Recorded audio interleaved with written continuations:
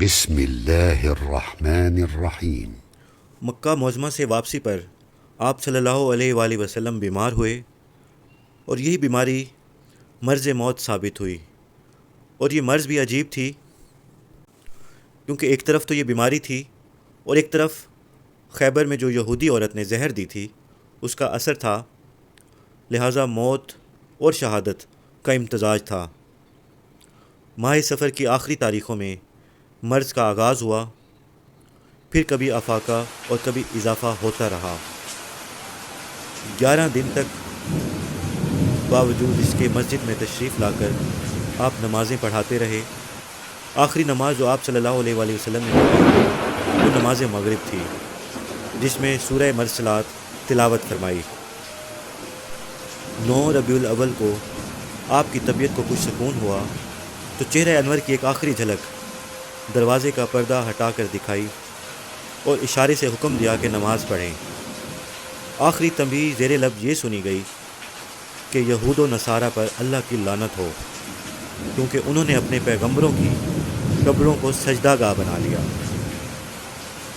آخری کام کے طور پر آپ صلی اللہ علیہ وآلہ وسلم نے مسواک کی، اور آخری وصیت کے طور پر جو آپ صلی اللہ علیہ وآلہ وسلم کے لب اقدس کو حرکت ہوئی وہ یہ تھی کہ نماز اور ماتحتوں کے حقوق۔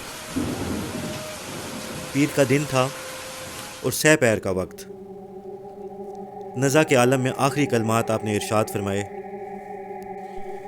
لا الہ الا اللہ انا للموت لسکرات، یعنی اللہ کے سوا کوئی کارساز نہیں، بے شک موت کے لیے سختیاں ہیں۔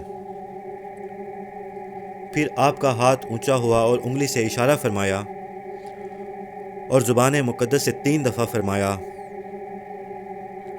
بل الرفیق الاعلی، بل الرفیق الاعلی، بل الرفیق الاعلی، اور اب صرف اسی کی رفاقت چاہیے۔ یہ فرماتے ہوئے تیسری آواز پر روح دو عالم صلی اللہ علیہ وآلہ وسلم، روح مطر عالم قدس کو ہمیشہ کے لیے پرواز کر گئی۔ انا للہ و انا الیہ راجعون۔